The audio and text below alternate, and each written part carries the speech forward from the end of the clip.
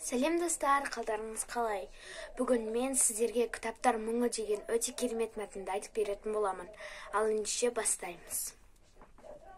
Кітапханаға кітаптарды алып келіп қойды. Сонда бір кітап басын көтере алмайды екен. Бір кітап басын көтеріп, жанындағы көршісін түртті. Ей, тұрсаңшы, тірімісің өзің? Біз қайда келдік? Ой, мазамды алмашы. Бүйткенше, парақтарымыздың пәре-пәре шығып ұшып кеткені жақсы. Не болып қалды? Бұндай қиыншылық сенің ғана басыңа келді деймісің? Біздің де басымыздан бұндай қиыншылық өткен. Оқу жылын әрең аяқтап шықтық қой. Тұр, басыңды көтер, жөн сұрасайық. Сыртың бүтін ғой. Сыртым бүтін болса да, ішім түтін. Мен ана тілімін.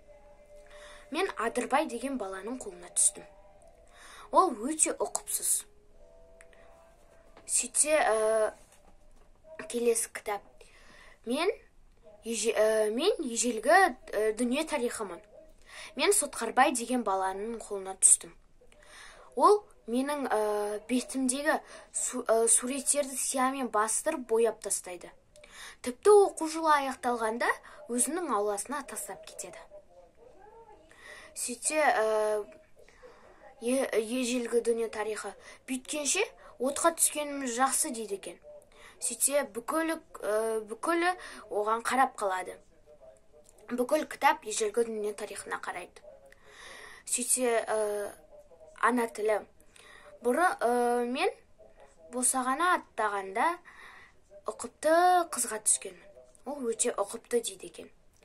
Сөйтіп, келесісінде барлығы, яғни көздеріне қарап қалғанда, сөйтсе айтады екен ежелгі дүние тарихы.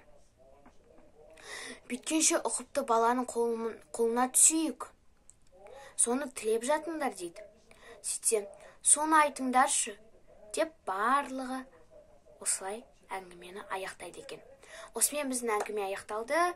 Всем пока-пока. Айтпақшы, мен арнама жазылып, лайк басуды ұмытпаңыздар.